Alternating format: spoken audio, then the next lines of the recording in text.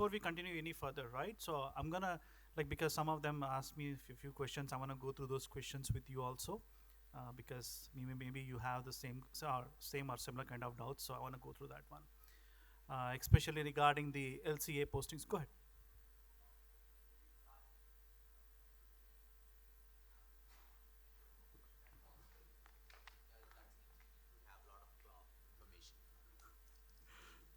Sure, we can look into that one.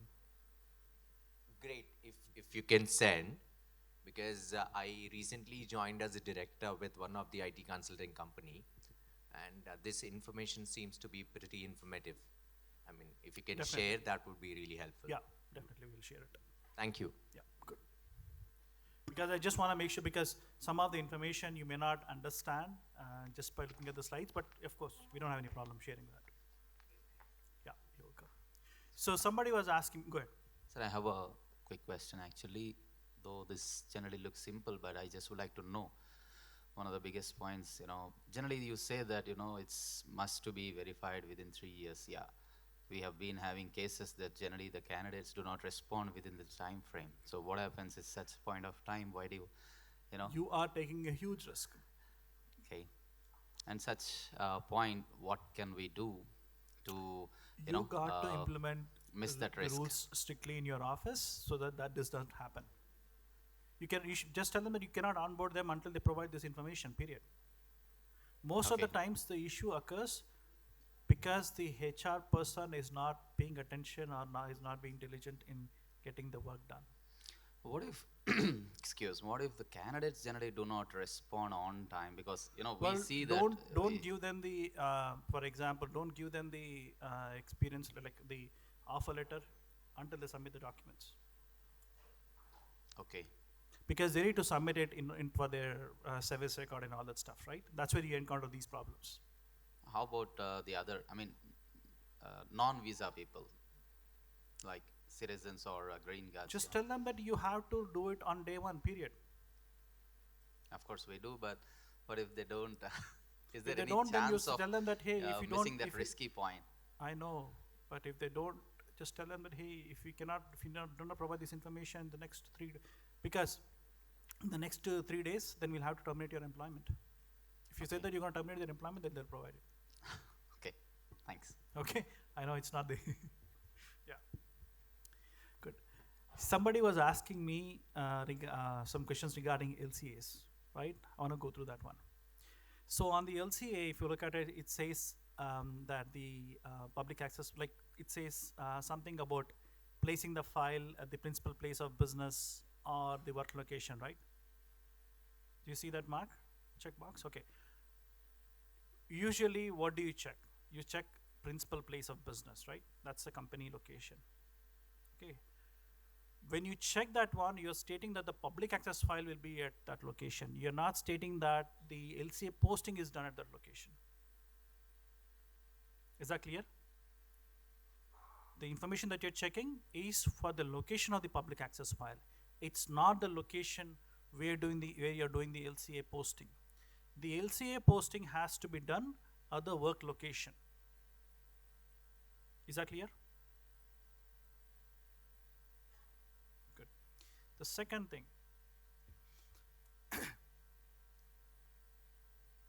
how many of you, okay, let me ask you one question. On the H1, like when you file the H1Bs or LCS, right, it will ask you whether the position is exempt, right? Can anyone explain why they are asking that question?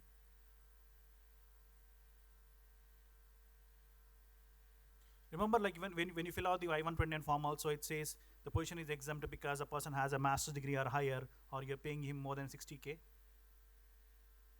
How many of you have seen that? Everybody has seen that, right? Do you know why they are asking for that one? Why they are verifying why they are checking to see if the position is exempt or not?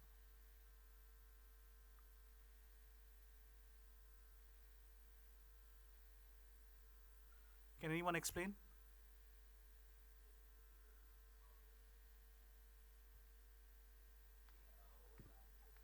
No, no, 1.5 times. no. That's a different exemption. I will get to that one also. Okay. No. No.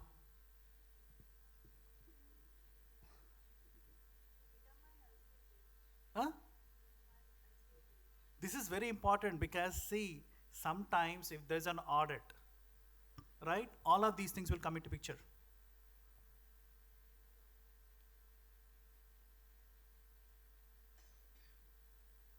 Does anyone know why you're mentioning about the exemption on the 129?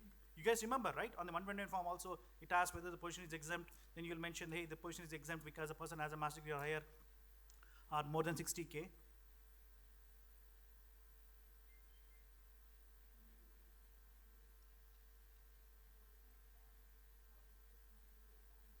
I'm sorry, can you give her the mic?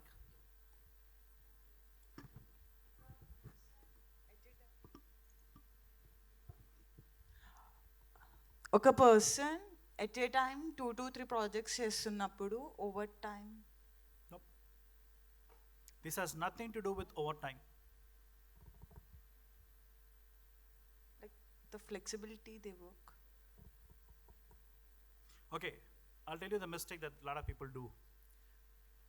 Some of the HR individuals, because I've seen these, right? When they're filing the LCAs, they attest to certain things that they are not supposed to actually attest to. So they'll say that there is a section which says that, hey, by filing this LCA, we are not displacing any US worker, and that you have posted the job and that was made available to US worker and all that stuff. Have you seen that section? Can we pull up an LCA online?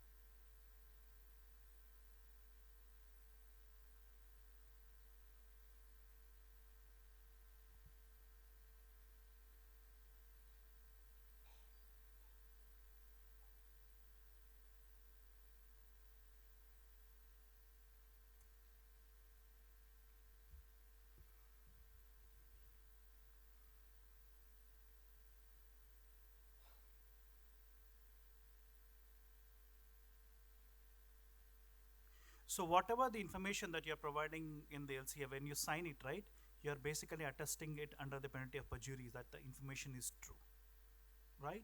Sometimes people end up making mistakes by selecting wrong stuff that is not actually required in most of the cases, right?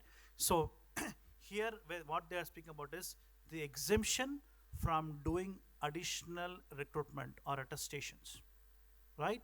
These additional attestations are in reference to, like, did you open it?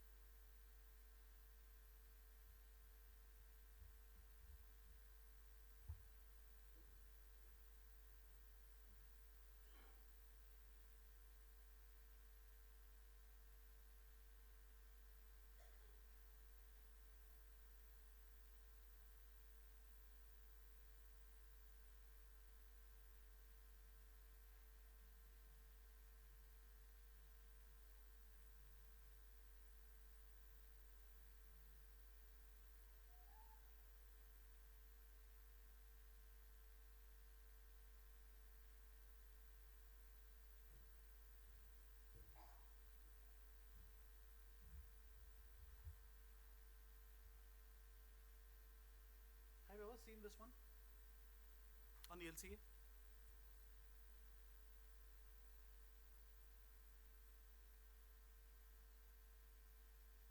Have you ever seen this section?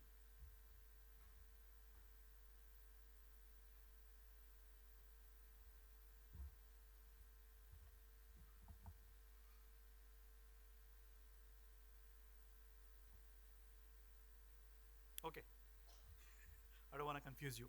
So basically, whenever you have a H1B dependent employer or an intentional violator, right?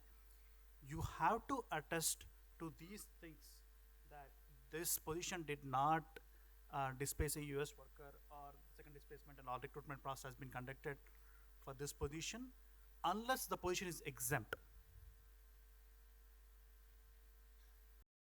Okay, so the position is exempt if either the employee has a master's degree or higher, or you're paying them more than 60K. The problem is, sometimes I have seen people saying yes to this one, even if the position is exempt.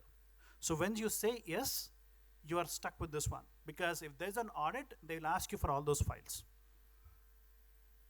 Because whatever you mention, attest here, should be true. Is that clear? Especially this happens, these kind of situations happen whenever you're filing concurrent H1Bs, because there you'll be filing it for part-time positions also, right? And the salary could be lower. And then not only that, sometimes even if the position is exempt, you will not classify it as exempt. Maybe it's by mistake. We actually had a big RFE on this one, remember? Yeah. So you got to be very careful with this. Is it clear, or should I go through in more detail? Okay, good. I'll tell you about the different exemptions, right? The exemption that the, somebody was discussing about the overtime, right? That's an exemption from overtime pay under Fair Labor Standards Act. What that means is that if a person is working more than 40 hours, right, the employer is required to pay overtime unless the position is exempt under the Fair Labor Standards Act. For that one, there are two different tests that you have to do, which is the job duties test and the salary test. But if the position is exempt, you don't have to pay them overtime. So for example, if you have a H1B worker and you file his H1B for full-time position, he's working on 2 projects, which is 80 hours, you're not required to pay them overtime, unless you mention it in your offer letter or employment agreement. Right? There, you even have the flexibility of either paying them straight or higher wage. But if you don't classify them as exempt, then you are stuck with the Fair Labor Standards Act, wherein you are required to pay at least 1.5 times the wage. Okay? So that is different. Here, what we're talking about is exemption from doing additional attestations. These additional attestations are in reference to the fact that you did conduct recruitment before hiring the H1B worker. So basically, what you need to say is that, for example, if you're placing the candidate at Apple, right, then you're attesting to the fact that Apple did not, you're placing them as a software developer. Then you're attesting to the fact that Apple did not, is not going to displace another software developer based on this H1B. And that you have conducted recruitment so that the position was available to a US worker, which we typically don't do when it comes to H1Bs, right? How many of you do the recruitment before you file any H1Bs? Unlike GCs, nobody does it for H1Bs, right? So you basically, automatically assume that it's an exempt position. Okay, which is okay, but you need to make sure that it's properly reflected on the LCA also. Because here, if you say that you did this one and then you agree to it, and you don't maintain those files, then you'll be at the hook.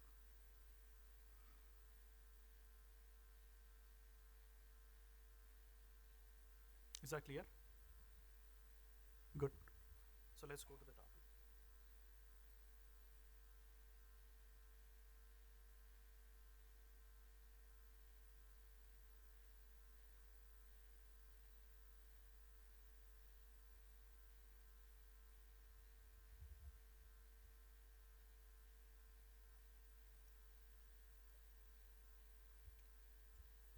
I'll tell you something.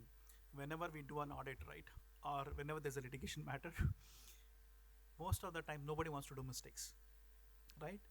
It ends up that people are either, I wouldn't say lazy, but maybe ignorant, right? Whatever they could achieve legally, they end up like, I don't know, Sometimes it's not even the easy step that they take. They take hard, like much tougher steps, but it will create another violation. So you got to be very careful with these.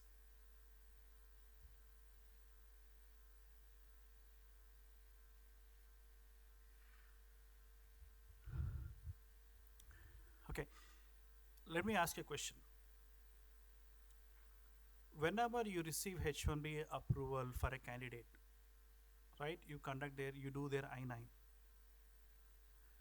How many of you check the beneficiary, the passport expiration for the beneficiary? Good. Good. Why do you check it?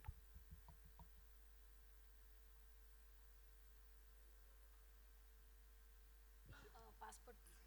Whenever any H1B Is it petition clear is now? being approved, I'm sorry? whenever any H1B petition is being approved by USCIS, Uh-huh. they definitely consider the passport expiry date as well. Let's say if we file the H1B petition for 3 years and the passport is getting expired in next 2 years, then his I-9 for only, he'll get the I-9 for only valid until his passport expiry date. There is a trick to this one. I'll get to that one. Thanks. Anyone else? Okay. Here actually USCIS will approve it for 3 years. The issue is not with USCIS. Whatever you are saying is at the CBP level. So for example, assume that today you applied for somebody's H1B, right? The H1B got approved for the next 3 years. Then you have to look at his passport also, because in case if he travels outside the US, right? And when he's entering back into the country, he will receive I-94 only until the date his passport is valid. So instead of 3 years, now his I-94 is expiring in 2 years. So he cannot continue working past the 2-year period. A lot of times, if the HR is diligent enough to make sure that either the passport is still valid until the expiration of that H1B, or if it's not valid, then you have to keep an eye on when the beneficiary is traveling outside the US. So if I were to be in your shoes, what I would do is I would also mark the date his passport expires, because you know that if he has to travel for any reason, right, he will get I-94 only until that date. So few days before that passport expiration date, you need to check if he has extended his passport, and you also need to check if he has traveled outside the country. This is a very important step that lot of HR individuals miss. So please, whenever you receive the H1B approval, you look at the H1B approval. Also, mark somewhere on your HR file stating that you have to follow up with the individual at least 1 month before his passport expires to see if he has traveled outside the country. If he did not travel outside the country, then no issues. But if he has traveled outside the country, then his I-94 will be shortened by the passport expiration date.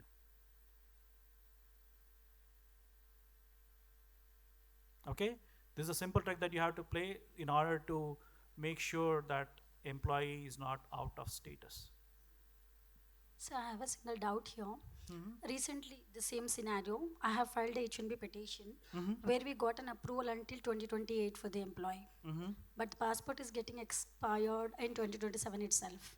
So definitely, before the passport get expired, the employer has to exit the US, right? No. I mean to say come out of US and then... No, they don't have to exit. They don't have to exit. They can extend their passport while in the US itself. So only extending the passport validity would be sufficient? Yeah, But That's again, in the I-94 copy... because the I-94, like, so they received the I-94 from USCIS, right? Okay, first of all, let me take one step back, okay? There are different authorities, right? One is the CBP, the other one is USCIS. CBP is the entity that issues I-94. Only CBP can issue an I-94. Is that clear?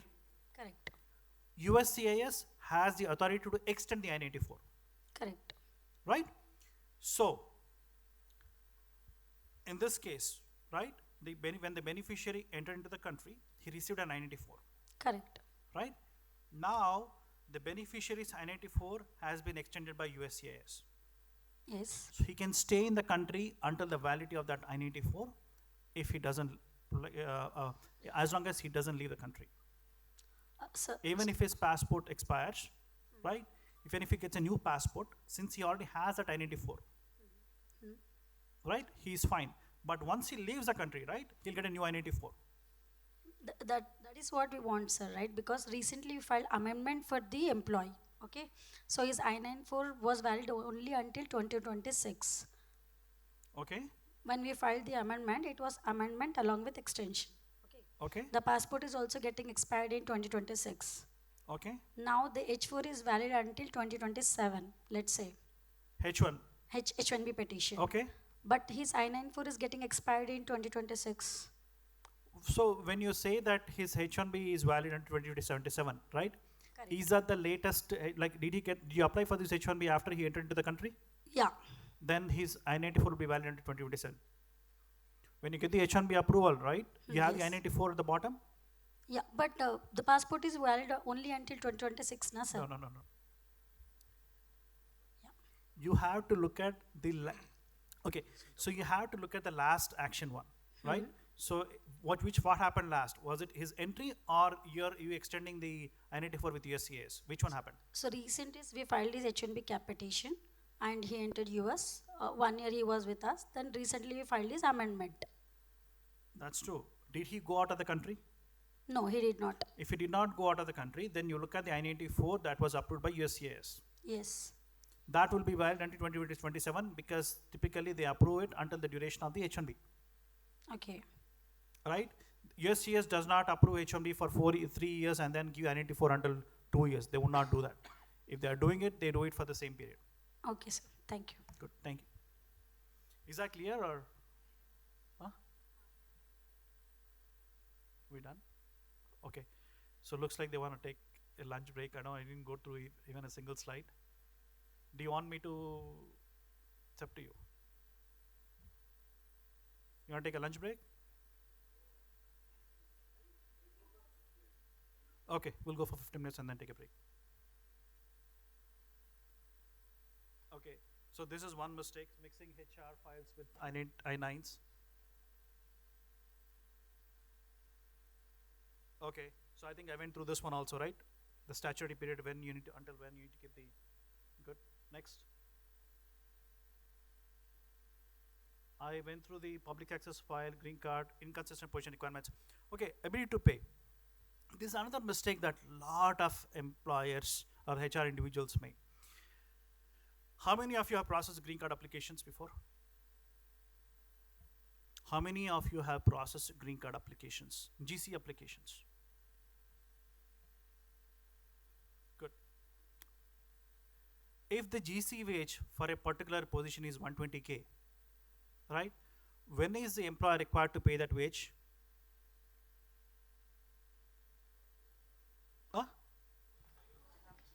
No. So if the GC wage for the position is 120K, when is the employer required to start paying that 120K salary? Huh? When Yes. Once the green card is approved, you're right. So if the GC wage is 120K, the employer is required to pay that 120K once the person GC is approved, right? But there's a catch here. The employer is required to prove that they have the ability to pay that 120K from the day you file the perm application, right? Good. How do you prove that the employer has the ability to pay? Anyone? Huh? Good.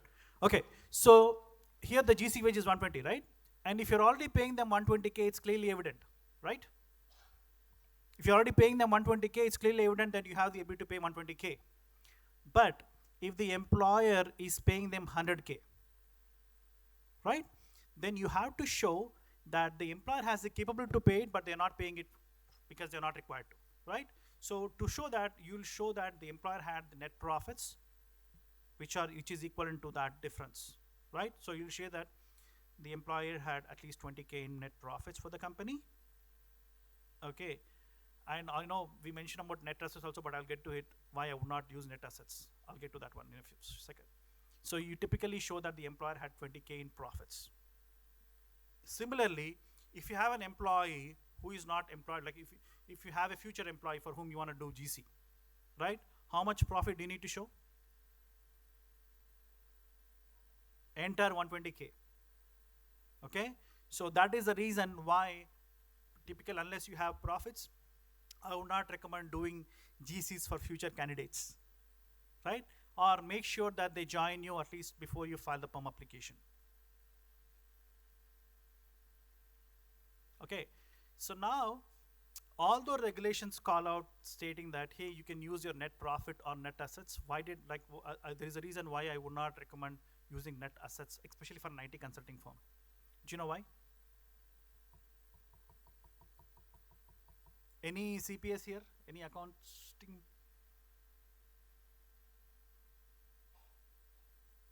Okay, so what they typically do is they try to put the depreciable assets, for example, if they have a car, right? So before they take the depreciation, they try to put it as an asset. But that asset is not available to pay the salary for the candidate, right? It's that asset value is showing up on the tax returns only because you need to take the depreciation. All right, so rule of thumb is the best thing to do is to use your profits when you're doing the calculations. In certain cases, if that doesn't work, then we also look at the assets. Of course, we look at the bank statements and everything, but generally try to avoid doing that one, especially if it's an IT consulting firm. Is that clear? Good. Oh, issues with employment start dates. How soon can I, okay, I'm gonna ask you a few questions. Assume that somebody is working for a company on H1B, right? And they wanna transfer to your company. How soon can they start working?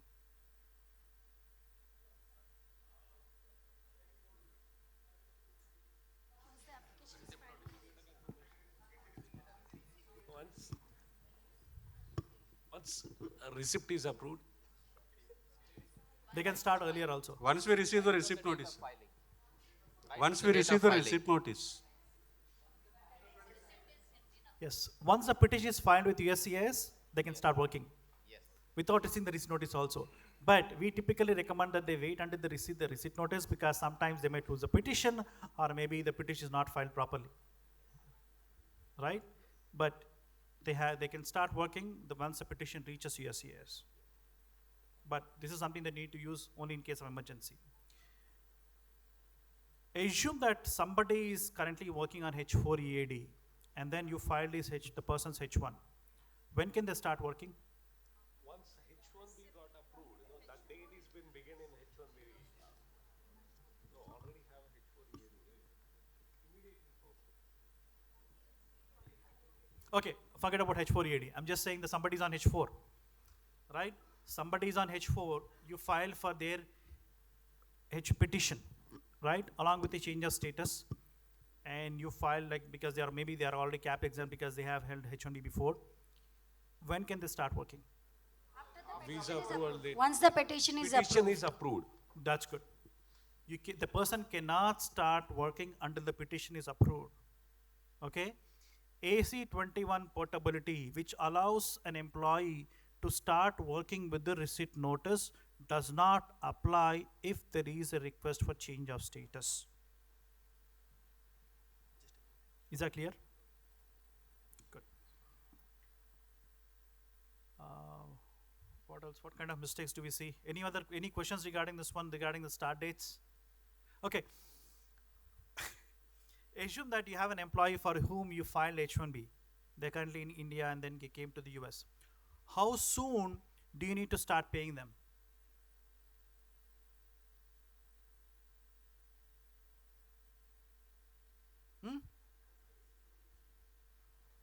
That's a mistake that a lot of people do. So assume that it takes 4 months for him to get an SSN for some reason. Do you not pay him for 4 months? No.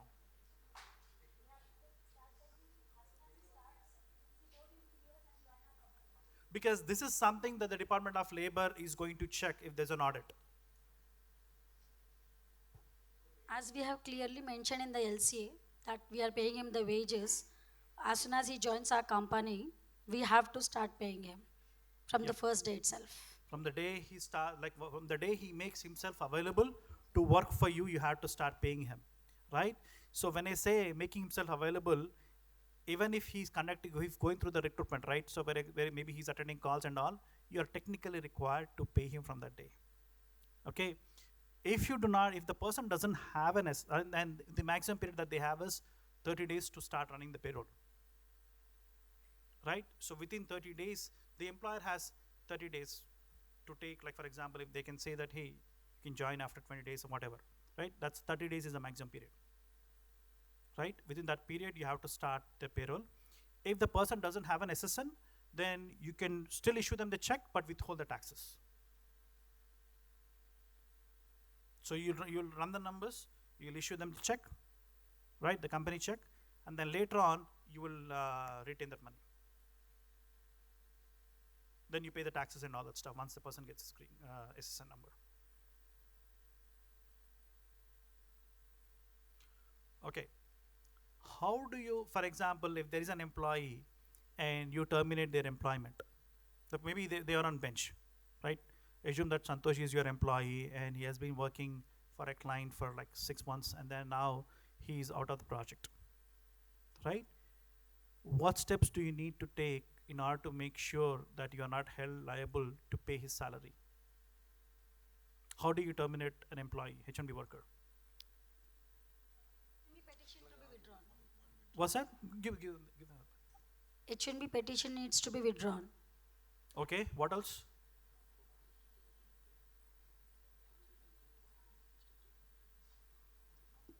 There are 3 main things that you have to follow. Unless you follow all these 3 things, it's not considered as proper termination and you could still be held liable. For termination letter to be issued. Termination letter needs to be issued. Okay, what is the other one? Huh? Okay, what else? We have to send a termination letter. Okay, there is an important thing that you have to include in the termination letter. What is it? Liabilities. No, no, It will. no. Yes, that's very important. So a lot of like you have to do these 3 things in order to effectively terminate the H1B employee. Number 1, you have to clearly indicate that the beneficiary employee has been terminated, right? Next, you have to offer them a ticket to go back to their home country. You don't have to offer it for their dependents, but for the H1B worker itself. And then you have to withdraw their H1B. Unless you do all these 3 things, you're still held liable. Okay. What employers do is they will send they'll send a termination email or letter. They'll issue a letter to the employee, and then but the employee will still be going through the recruitment process, right? They don't terminate their H1B. Right? So if whenever something like this happens, the employer is still held liable, right? A lot of employers, they think that, hey, just because I sent the termination letter, I'm good. And then a lot of like the funny thing is sometimes they say that they have already sent the revocation letter to USCIS, but unless USCIS confirms that they have received the revocation letter, it's not valid. So whenever there is a dual investigation, the officer will check with USCIS to see if they have actually revoked the H1B or if they have received the revocation notice, request. Okay, if USCIS states that they have not received the revocation notice, then they will not consider it. Of course, we can argue based on, like for example, if you have the FedEx tracking number and everything, we can argue stating that, hey, this was sent, and then you can provide an affidavit and all that stuff. But it's still, it is okay, it depends upon the officer. Okay, so whenever you are sending an H1B revocation letter, please send it through a medium that has tracking information. Okay, I'm gonna ask you a question. Assume that you have, Santosh has been working for you for so many months and everything, but he's out of the project. Okay, so what are the options that the person has in case if they wanna continue staying in the country and then maybe market their services and all that stuff? What are the options available? Don't do that mistake. That's the biggest mistake that a lot of employers make, is to run their payroll right? Because you have to pay the taxes and everything. That's going to be more expensive actually.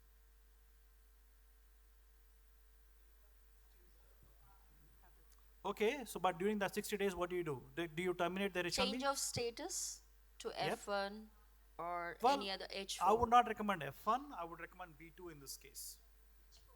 Right? H4? No, B2. H4 if it's unavailable, if the option is available, right? So here is what typically, this is the best thing to do. Check, first of all, check if the beneficiary has a valid visa stamping in their passport. Okay? If they have a valid visa stamping in their passport, then straight away, just terminate their employment. Okay? Withdraw their H1B, offer them a ticket and everything.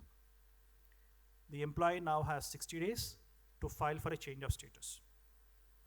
Or they can come back and work for you. Now you can find another H1B, he can start working. You yourself can find another H1B for that candidate. Right?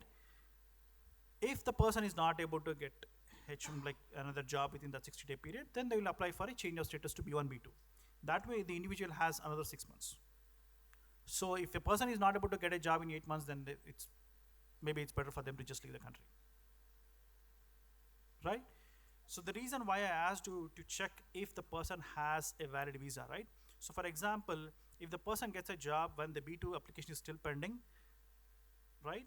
Then there could be an RFE stating that the person is authorized to stay in the country based on a pending application which needs to be adjudicated before they can approve the H1B with I-94. Right?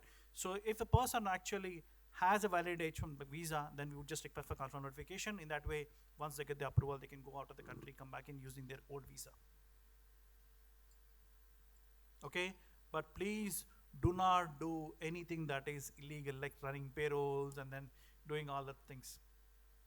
It's not worth the risk. Also, you'll end up spending more money.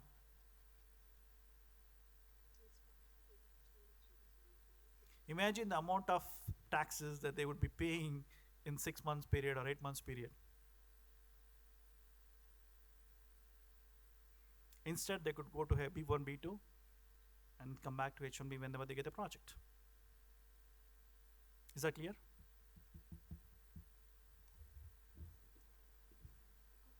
Sir, Yeah. my question is, you said you have to offer a ticket for them, right? So in Ah. that 60 days grace period, when does employee accept that ticket? Or how does he accept it? He has the choice of 60 days, so. Okay. The employee, so you have to, okay. So first of all, you have to terminate him, right? The termination happens only after you offer him the ticket. Right? But it's up to the employee to continue staying, to either take the ticket and leave the country or continue staying in the country for 60 days. Another question is, in that 60 days grace period, the same employer want to hire him back. They can do, that's what I told you, right? You can just find another H1B and get him back. But there's no option of waiting for the 60 days and make a decision No. of withdrawing the H1? You could do that, but you are held liable to pay for that 60-day salary in case if the employee files a case with Department of Labor. Okay, This happens all the time. yeah, they wait for that 30 or 40 days. Yes, they wait for Once- 60-day period, and now the beneficiary finds another job, right? And then maybe he needs pay stub, whatever, then they'll come back and sue them. Like, it's not worth. But they will save on the H1B fee, right? But that's very minimum when compared to the taxes that you pay. No, we are talking about 1 month salary, 30 days.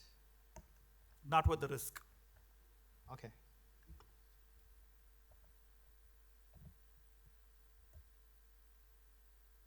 Benching H1B workers, I think we went through that one.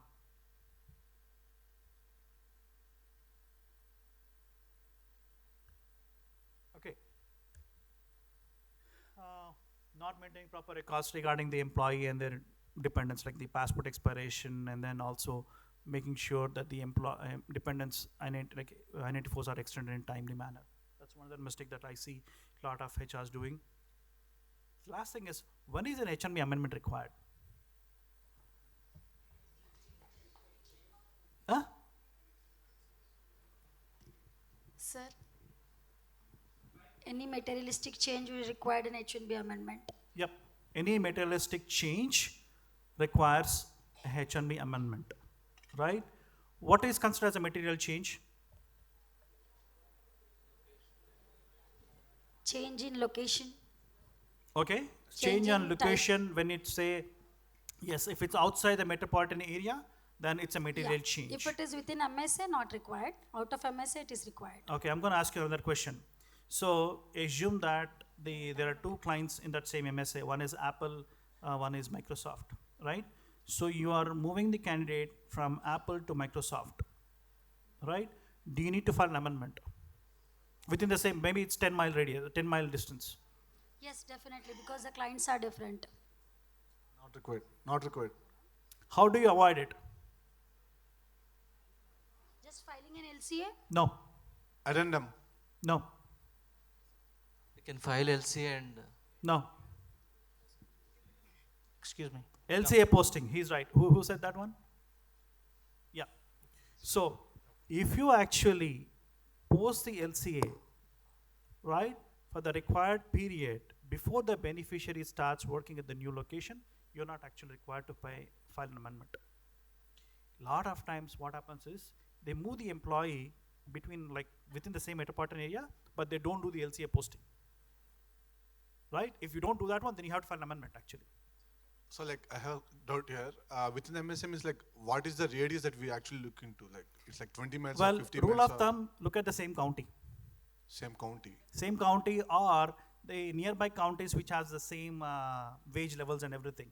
So if it is in the same 20, county, 25 what miles is is 25 miles is good. 25 miles should be good. Yeah. Okay. So if you're doing the job postings, then is that the appropriate way or should we definitely file for an amendment?